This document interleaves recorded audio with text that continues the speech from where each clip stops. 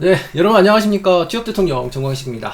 오늘은 여러분들하고요, 한국자산관리공사 자기소개서 작성법에 대해서 한번 알아보도록 하겠습니다. 2022년 상반기 이제 공채적 한번 볼게요. 우선 여러분들이 보기 전에 가장 먼저 확인해 주셔야 되는 게 홈페이지에 들어가면 요래 이 친구들이 하고 있는, 친구는 아니죠. 이분들이 하고 있는 사업에 대해서 한번 알아보셔야 되겠고요. 당연히 봐야 됩니다. 왜냐면 이따 5번 문항 같은 경우에 쓸 때는 꼭 필요하겠고, 그리고 오늘은 자기소개서만이니까 자기소개서만 볼 거예요. 기본적으로 이 사람들이 올려놓은 가장 기초적인 이건 하지 마라 라고 하는 내용에 대해서는 그 홈페이지에 채용공고에 보면 이런 내용이 있습니다. 첫 번째, 입사지원서 문항과 무관한 내용으로 지원서 작성하는 것. 즉 뭐냐면 직무나 이 기관에 대한 부분이 명확하지 않으면 분명히 얘네들은 필터를 할 의미가 있다, 그런 생각들이 있다라고 좀 보시면 돼요. 실은 밑에 보시면 표절검사나 동일한 내용에 대해서 봤을 때 이런 것들이 많이 들어가 있으면 불성실 작성자다 이렇게 평가한다고 이미 여기 써 있죠.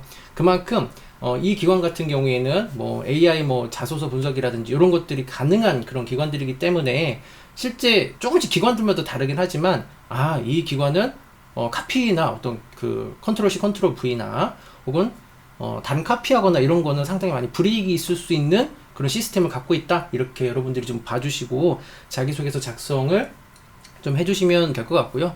그리고 뭐 이번에 보시면 뭐 입사지원서 문항 미기재, 그죠? 글자 수 미달이라든지 공란이나 이런 것들이 있다라는 얘기는 어떤 성실도를 보는 부분이 있긴 있는데 최대한 어느 정도 꽉꽉 채워주기를 바란다라고 하는 이런 의미들도 있겠습니다. 물론 그 이외에 이 문항에서는 다양한 해석이 가능하지만 기초적인 부분에서는 이런 것들이 있다라고 보시면 될 것 같아요. 그리고 블라인드 채용은 뭐 더 이상 얘기할 거 없겠죠. 성명, 출신, 성별, 뭐 가족관계 이런 부분들에 대해서 실은 이제 얘네들은 공공공 뭐 이렇게, 그쵸, 기관명이나 이런 것들 이렇게 하게끔 의도를 하고 있습니다. 이게 기관마다 달라요. 이름 그 경력이나 경험 같은 경우에는 기관명 써도 된다 이렇게 되는 경우들도 있고 안 된다라고 하는 기관들도 있는데 여기는 안 된다라고 얘기는 얘네들이 해놨습니다. 여러분들 채용공고 보시면 그 부분 자세하게 나와 있으니까 거기까지 주의사항까지만 좀 알아봤고요. 좀 빠르게 볼게요. 1번 문항 같은 경우에는 이렇게 써 있죠. 캠코에 지원하게 된 동기와 희망 직무 및 포부에 대해서 기술해 주세요 라고 되어 있습니다. 네가 우리 기관에 들어오려고 하는 이유와 그 다음에 희망 직무는 뭐고요, 그리고 들어와서 뭘 할래 라고 하는 부분들을 작은 1번, 작은 2번 이렇게 해서 나눠놔서 보고 있어요. 그래서 1번은 큰 1번은 그냥 넘어갈게요. 왜? 어차피 작은 1번, 작은 2번만 맞춰서 쓰면 되는 거니까요.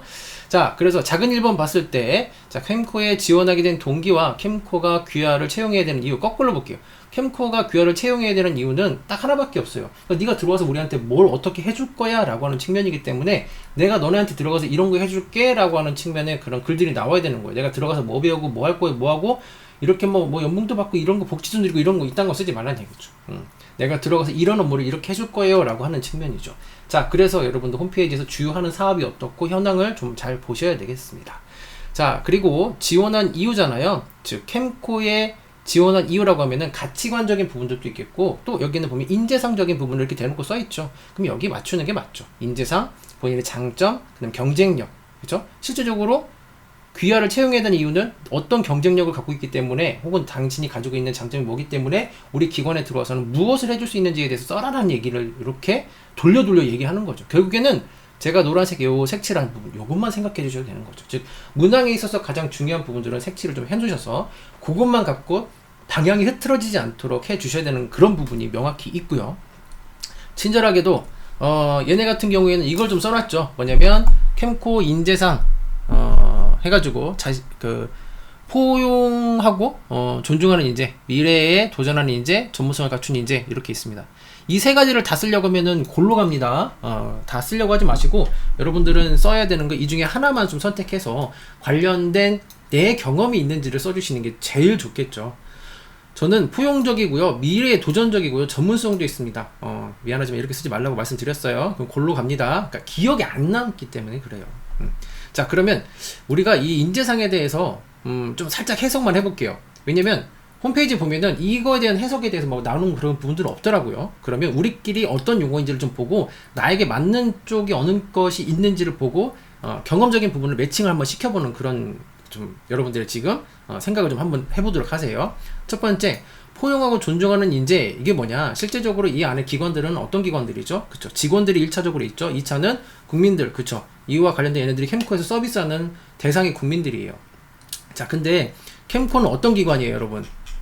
딱 보면 한국자산관리예요. 돈과 관련된 부분입니다. 개인의 뭐 회생이라든지 이런 부분들이 돈과 관련된 민감한 부분들이 있어요. 그래서 실제 이 직원들이 웬만하면 뭐예요? 짜증나서 온 상황들이 더 많죠. 직원이 아니라 고객들이. 근데 이 사람들의 어떤 민감한 부분, 공감이라든지 혹은 그에 대한 존중이나 이런 부분들이 잘 안 될 경우에는 당연히 민원이 많이 들어올 수밖에 없겠죠. 그래서 기본적인 이런 자세를 갖추고 있는 사람들은 얘네는 원하겠습니다. 당연하겠죠. 어떻게 보면. 물론 이제 다른 공공기관들도 어떤 민원에 대한 부분들이 있긴 하겠지만, 더욱더 이 기관 같은 경우에는 고객에 대한 어떤 니즈나 클레임에 대해서 잘 대처해 줄 수 있는 사람이 필요하겠고, 실제 여러분들이 이 부분을 쓴다고 한다면 경험 사례로는 뭐가 필요할까요? 그렇죠. 내가 커피숍이든 어떤 아르바이트를 했을 때 대인관계적인 측면에서 그 사람을 잘 포용해서 같이 끌고 가거나 혹은 문제를 잘 해결했던 그런 경험들이 있으면 베스트인 사례가 될 수 있겠죠.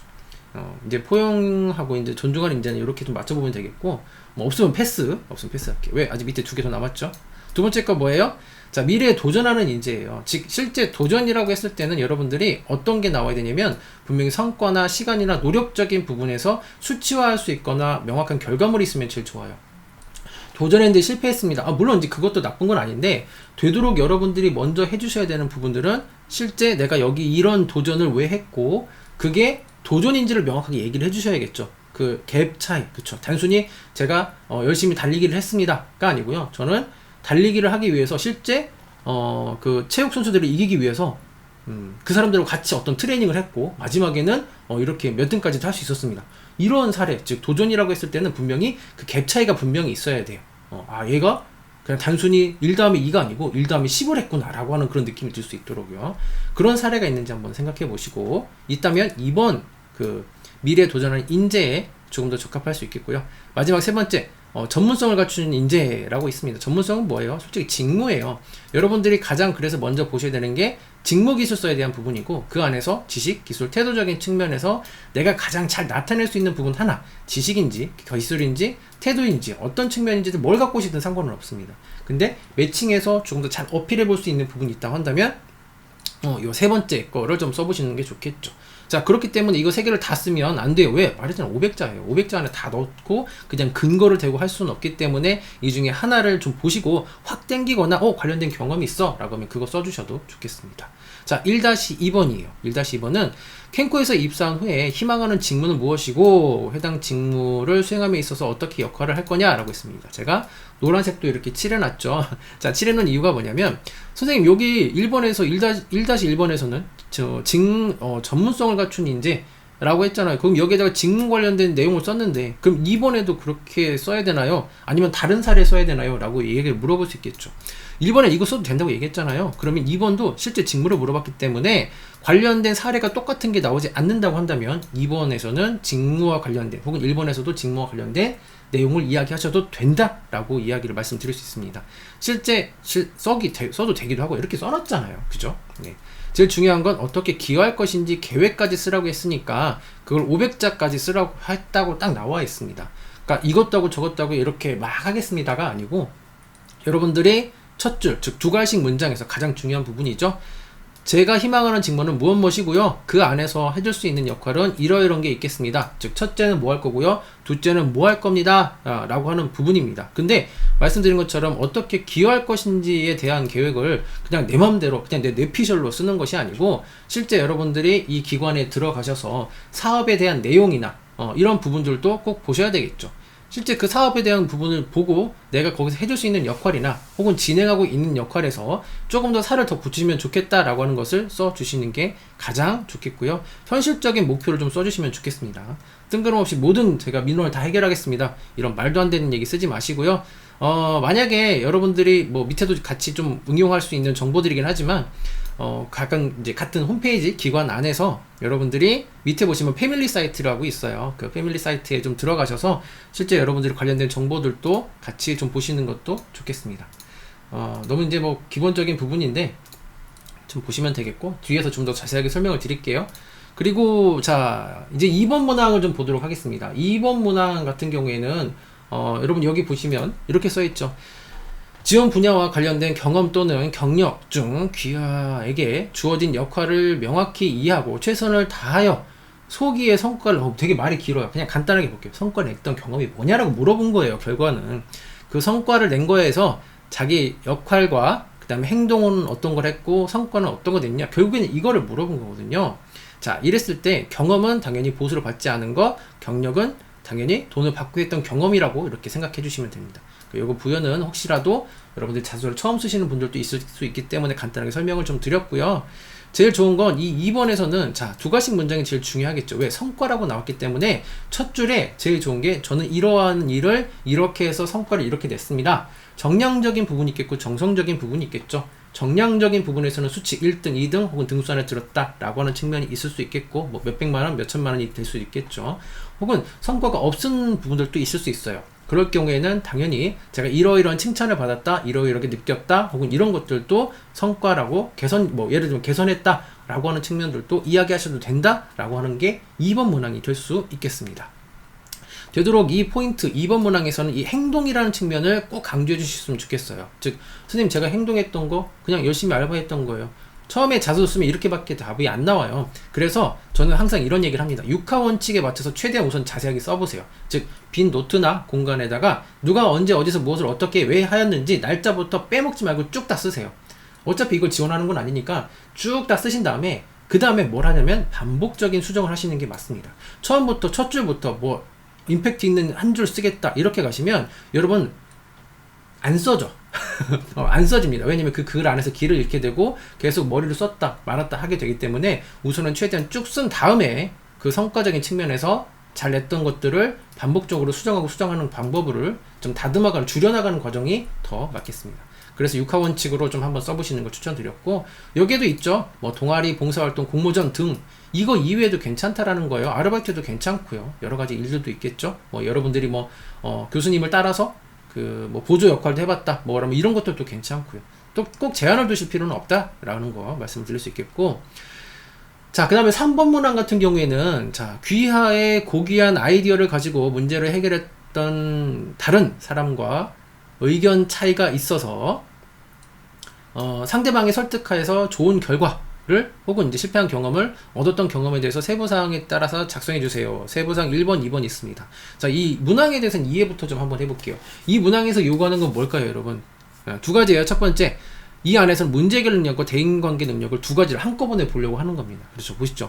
고귀한 아이디어를 가지고 문제 딱 보면 여러분 느끼셔야죠. 공공기관이니까. 문제 해결 능력에 대한 부분에서 아이디어, 그죠. 처음에, 그죠. 두 가지 측면에서 여러분 이 아이디어, 문제를 해결하기 위해서 어떤, 접근을 했는지, 문제에 대한 접근 방법을 보고 싶은 거예요. 창의적으로 접근했는지, 논리적으로 접근했는지, 아니면 그때 다른 방법, 비판적 사고를 가지고 접근했는지, 이런 방법들도 우선적으로 보고자 하는 거고요.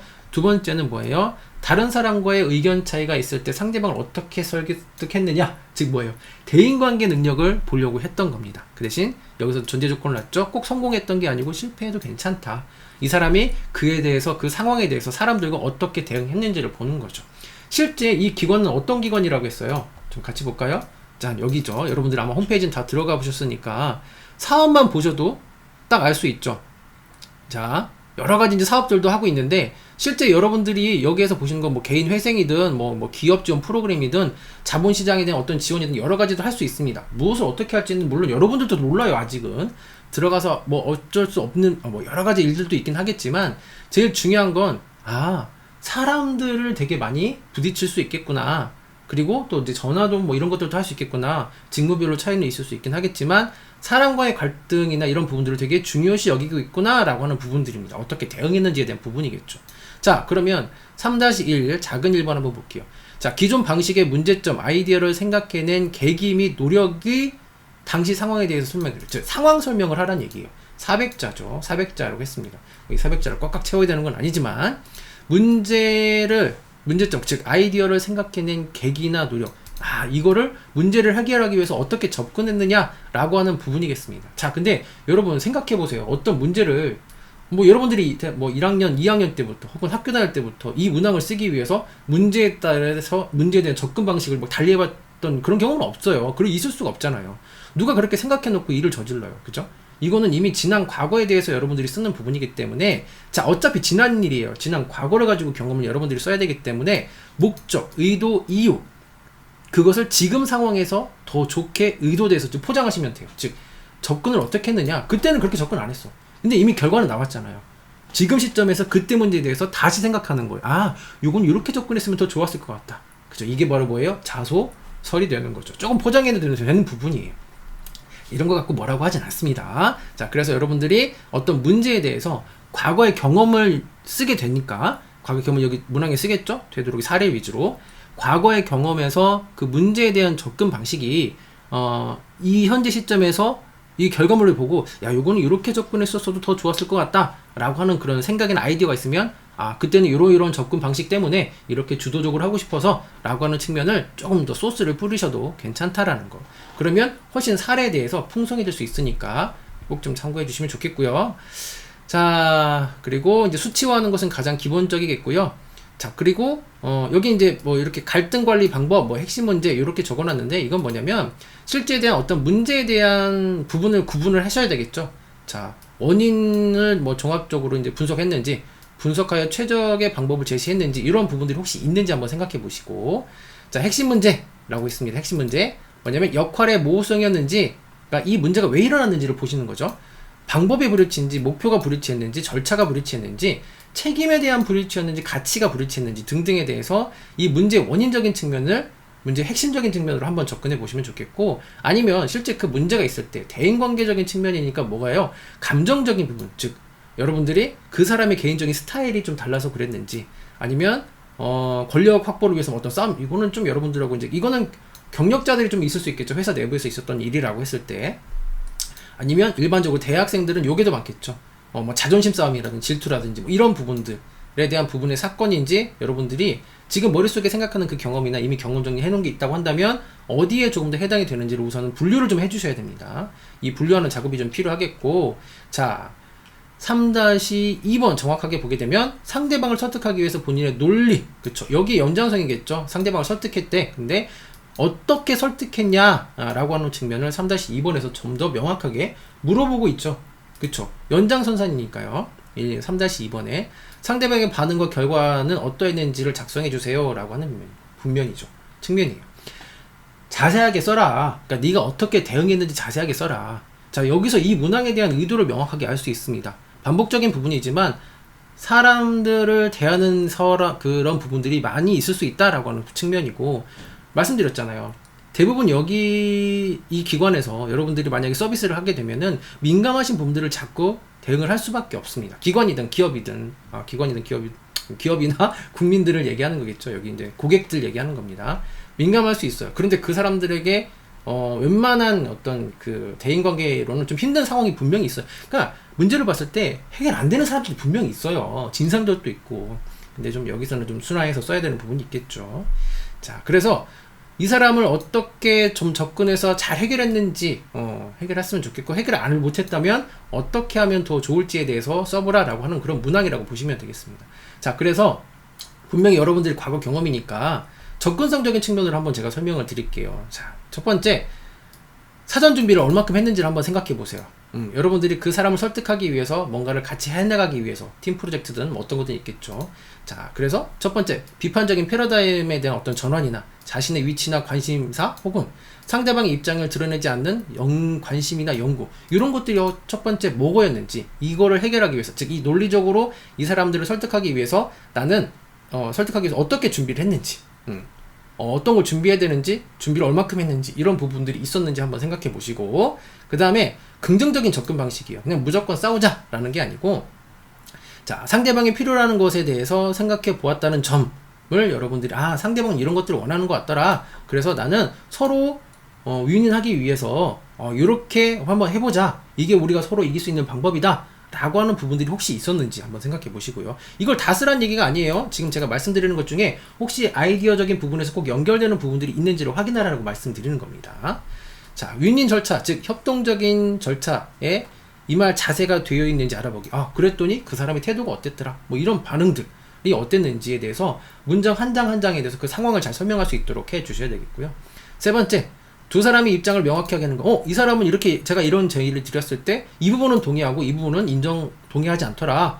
다른 부분에서는 이렇게 인정을 하고 그런 부분에서 어떻게 좀 점검을 해보자 라고 하는 측면들도 여러분들이 분명히 대화가 오고 가던 부분들이 있을 거예요. 실제적으로는 그런 대화가 이런 것들이 좀 나오시는 게 더 좋겠죠.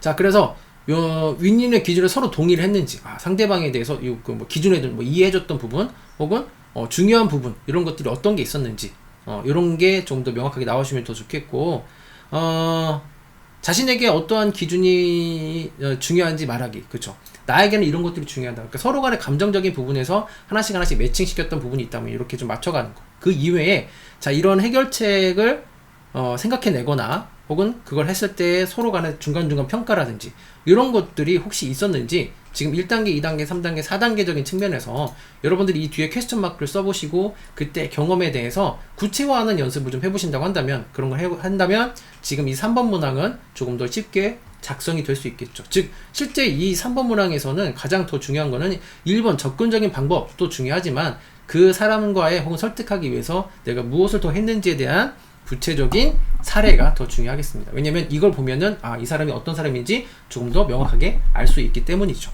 네. 그쵸. 조금 말이 빨라지고 있어요. 네, 좀 더 어쨌든 빨리 하고 좀 끝내는 게 낫겠습니다. 여러분 빨리 써야 되니까. 4번은 직업윤리예요. 더할 나위 없습니다. 직업윤리는 어떤 건지 여러분들이 명확하게 좀 더 잘 알고 계실 거고요. 실제 업무에서의 윤리하고 그 다음에 공동체에서의 윤리가 있겠죠. 그리고 직업윤리가 직업윤리가 중요한 이유에 대해서, 이건 1번이네요. 잠시만요. 다시 할게요. 자, 직업윤리가 왜 중요한지 귀하의 가치관 또는 경험을 토대로 쓰래요. 솔직히 가치관보다는 경험에 조금 더 빗대어서 쓰시는 게 훨씬 더 직업윤리는 작성하기가 편하겠죠. 솔직히 경험만큼 여러분들을 차별화할 수 있는 방법은 없으니까요.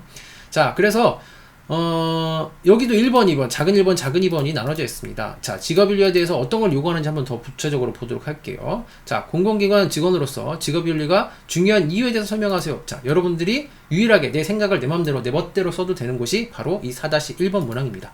이유에 대해서 적성을 하라고 하니까 그게 분명히 뭐냐면 논리적으로 설득만 되면 된다라는 거예요. 그게 뭐든 상관이 없습니다. 그래서 여러분들이 여기 써놨는데 유일하게 나의 생각을 작성해도 되는 부분이다 이렇게 좀 써놨고요. 솔직하게 쓰되 그에 대한 논리적인 부분이겠고, 자, 그래도 저는 좀 가이드라인이 좀 필요합니다 라고 했을 때는 자, 공동체적인 부분이죠. 그죠? 공공기관 직원으로서니까 좀 저기에 맞춰볼게요. 봉사나 책임이나 준법이나 고객 예절이나 직장 예절 등을 포함하는 경우가 많으니 이 부분을 좀 참고하는데, 내가 어떤 누군가의 봉사를 더 했거나 혹은 뭔가를 책임지기 위해서 끝까지 했거나 어떤 준법을 잘 지키기 위해서 노력했거나 이런 부분들이 혹시 있는지 그에 대한 사례를 꺼내오 보시는 게 더 좋겠고, 그에 대한 사례가 꼭 하나여야 되는 건 아닙니다. 그러니까 예를 들면은 고객에 대한 예절이 있을 수도 있고, 직장 내에서 팀 활동 내에서도 내가 그 사람들에게 예의를 지키기 위해서 했던 행동들도 있을 수 있겠어요. 단 그게 400자 내외로 되도록이면 하나를 써주시는 걸 전 추천을 드리고. 네. 자, 4-2번 볼게요. 그러면 4-1에서는 저는 이래서 직업윤리가 중요하다고 생각합니다. 왜냐면 과거에 이런 경험이 있기 때문입니다. 라고 하는 형태가 나오게 되면 4-2번에서는 좀 더 구체적으로 물어보죠. 자, 기회가 소속된 집단 또는 단체에서 본인의 가치관에 부합하지 않는 갈등 상황이 있었다면, 가치관이라는 부분이 명확하게 나와 있죠. 내가 생각했을 때 이런 경우, 사람 간에는 기본적으로 존댓말을 써야 된다고 생각합니다. 이런 생각이 있어. 근데 예를 들면 누가 자꾸 반말로 접근해. 특히 상사가 그런 경우들도 아직도 많이 있습니다. 네. 예를 들면 그런 거였어요. 계속해서 읽어볼게요. 자, 당시 상황과 귀하가 선택한 행동은 무엇이냐? 자, 어떻게 대응했느냐? 실제 이 귀가 더 중요할 수 있겠죠. 한번 보겠습니다. 실제 갈등 상황에 대한 부분인데, 솔직히 이거는 이렇게 보시면 돼요. 자, 여러분들 생각해 보세요. 어떤 작업이든, 작성하면, 어려운, 이제 이런 거죠. 본인이 가치관에 대한 부분인데, 살면서 가치관을 생각하면서, 이거는 갈등을 미리, 이렇게 해야지, 엮어야지, 이렇게 생각하는 사람들은 없단 말이에요. 자소서를 쓰기 위해서 그 갈등 상황을 만들어내는 사람은 없습니다. 그러면 여러분들이 과거에 그렇게 갈등을 했던 경험을 써대, 거기에서 역으로 가치관을 덮어 씌워버리는 거죠. 예를 들면 친구랑 싸웠어. 근데 화해를 안 했어. 그러면서 후회를 했어. 그래서 여러분들이 이렇게 반대로 이렇게 써보시는 거죠. 관계적인 측면에서 감정적인 부분과 이성적인 부분은 명확하게 선을 긋고 뭐 어떤 일은 해야 된다고 생각합니다. 과거에 제가 친구하고 이런 일이 있었을 때라고 하는 형식으로, 즉 뭐냐면 과거의 경험에 거기에 여러분들의 가치를 살짝 덧씌우는 거죠. 가치관인 건 여러 가지가 있을 수 있기 때문에 꼭 여러분들이 생각하는 그 가치관 하나만 쓸 필요는 없습니다. 그러니까 예를 들면 이런 경우도 있죠. 저는 이렇게 꼭 약속을 지키며 살아가야 된다라고 생각했는데 아직까지 그런 일이 벌어지지 않았어. 그랬을 수도 있어요. 그래서 여러분들이 과거에 일어났던 일에 가치를 덮어씌우는 것을 추천드립니다. 좀 만들어 보자는 얘기죠. 네. 그래서 우선 사례를 먼저 뽑고 나서 그 다음에 가치관을 연결해서 작성하는 형식으로 하면 조금 더 4번 문항은 조금 더 수월하게 작성이 될 수 있겠고요. 당시 갈등 상황과 귀하가 선택한 행동, 행동적인 측면이에요. 어떻게 해야 돼요? 행동은 그렇죠. 우리가 알고 있는 스타기법이나 이런 부분에서 이런 행동을 했다, 혹은 이런 말을 했다, 혹은 이런 접근을 했다라고 하는 형식으로 여러분들이 나아가시는 것도 이거를 작성하시는 데 도움이 될 수 있겠고요. 자, 마지막 5번입니다. 올해는 5번은 자, 올해 창립 60주년을 맞이하는 캠코가 마주한 현재 과제와 100년 캠코를 위해 나아갈 미래 방향을 제시해 주시기 바랍니다. 자, 동그라미 노란색으로 쳐놨죠. 그죠? 캠코가 마주한 현재 과제라고 있습니다. 현재 과제와 100년 캠코를 위해 나아갈 방향. 이거는 여러분들 철저하게 기관에 대한 분석 없이는 작성하기 힘들죠. 자, 간단하게 보게 되면 어떻게 좀 접근을 해야 되느냐. 실제 밑에 보시면 쭉 내려볼게요. 이거 홈페이지예요. 홈페이지 밑에 보시면 이 패밀리 사이트에 있어요. 자, 패밀리 사이트에 보면은 좀 이거를 좀 여러분들 보일 수 있게끔 해야겠죠. 제 등 때문에 안 보여가지고. 자, 여기 보이시죠? 홈페이지에 보면은 이렇게 패밀리 사이트가 있어요. 그 패밀리 사이트가 있어서 자, 온크레딧, 뭐 종합신용지원, 캠코 부동산 등등이 있습니다. 실제 얘네가 하고 있는 사업이나 연결된 부분들이겠죠. 여기에도 보면은 어떤 것들이 있느냐, 여기도 포함이 되고, 그리고 알리오도 들어가면 되겠죠. 알리오 들어가 보면 이 친구들이 이 기관들이 하고 있는 게 뭐가 있어요? 사업들이 있겠습니다. 사업들이 있어서 혹은 보고서나 이런 부분들이 있어요. 연구 보고서 이런 부분. 그래서 여러분들이 이 연구 보고서나 이런 것들을 보는데 뭐 간단하게 여기도 한번 볼게요. 윤리경영, 사회공헌, 그 다음에 국민참여, 공공사업 뭐 이렇게 있는데 우수사례 추천, 미디어룸. 자, 연차 보고서, 뭐 연구 보고서, 뭐 이행료 보고서 이렇게 있는데 이런 보고서에 보면은 그 보고서들을 다 읽어볼 필요는 없습니다. 다 읽어볼 필요는 없는데 실제 여기서 뭐가 있냐면 서론적인 측면이에요. 연구 보고서의 서론적인 측면을 뭘 봐야 되느냐면 기본적으로 이거를 왜 해야 되는지 목적성이나 이런 부분들이 있어요. 자, 그렇기 때문에 여러분들이 100% 이 과제에 대해서 현재 뭐 100년을 나아갈 때 내가 생각할 땐 이거 해야 돼. 아니요? 그런 거 없어요. 얘네들이 하고 있는 사업에 여러분들이 더 쉬운 형태로 해주시는 게 더 좋겠죠. 이미 하고 있는 사업에 조금 더 여러분들이 뭘 하시면 돼요? 이거는 이렇게 더 구체적으로 하면 좋겠습니다. 라고 하는 형식으로 여러분들이 연관성 있게 가주시는 게 맞겠지. 얘네가 갑자기 안 하고 있는 건데 여러분들이 다 그걸 하는 것처럼 이야기하실 필요는 없다라는 측면입니다. 이게 좀 힘들 수도 있긴 해요. 근데 연구보고서의 서론적인 측면을 봤을 때 요런 사업이 이렇게 필요합니다. 얘네가 이미 다 연구를 하고 있으니까 여러분들이 그 방향을 좀 더 응용해서 쓰시는 게 5번 쓰시기에 좀 편할 수 있어요. 그래서 이제 기관에 대한 분석이 좀 더 명확하게 필요할 수 있겠고요. 여기는 제가 이렇게 써놨습니다. 자, 타 기관이라든지 은행에 대한 조사를 해라. 여기도 이제 기관이다 보니까 금융과 관련된 기관들은 우리나라도 되게 많이 있거든요. 자, 그 기관에서 현재 사업과 비교해보는 거. 그죠? 캠코는 하고 있는데 그쪽에서는 안 하고 있거나 그쪽에서는 하고 있는데 우리는 안 하고 있는 그 사업의 차이가 무엇인지, 그리고 이걸 가져왔을 때 어떤 효과가 있는지 여러분들이 써도 돼요. 왜? 첫 번째, 이건 틀려도 되는 문항이에요. 그렇게 안 해도 되는 거지만, 즉 여러분들이 생각했을 때 논리적으로 맞으시면 되는 거지 무조건 이게 맞다 틀리다 이런 건 없습니다. 다만 이런 건 안 되죠. 여기가 지금 금융과 관련된 곳인데 야 이런 거 다 때려치고 야 우리도 전기 좀 한번 만들어 보자 이런 건 안 되겠죠. 조금이라도 연관된, 그래서 제가 은행이라든지 기관과 관련된, 금융과 관련된 기관을 좀 조사를 해보라 라고 제가 말씀을 드리는 겁니다. 이렇게 좀 조사를 하시면은 조금 더 수월하실 수 있겠어요. 그리고 직무기술서 같은 경우에는 지원 분야별로 다 다를 수 있죠. 그래서 여러분들이 이제 행정인지 IT인지 관련돼서 좀 보시고 그 핵심 직무는 꼭 좀 참고하시는 거, 여러분들에게는 솔직히 이건 너무도 잘 알겠죠. 더할 나위 없이 여러분들이 더 잘 알 거니까 이거는 제가 언급하지 않도록 하고요. 블라인드 채용이나 이런 부분들은 이제 기관에서 좀 여러분들이 얘네가 이제 홈페이지에 저도 따온 거니까 이제 참고만 해 보시면 될 것 같습니다. 자, 그래 오늘은 일단은 좀 여기까지 좀 보도록 하고 제가 설명드린 부분으로 해서 여러분들 자소 쓰는데 조금이라도 좀 도움이 되셨으면 좋겠습니다. 오늘 여기까지 하겠습니다. 수고하셨습니다, 여러분. 여러분 그 좀 자소서 컨설팅이나 좀 작성했는데 이게 맞는지 틀렸는지 모르겠습니다 라고 하면 언제든지 저한테 연락을 주세요. 네, 제가 언제든지 무료로 좀 컨설팅을 도와드리도록 하겠습니다. 여기까지입니다.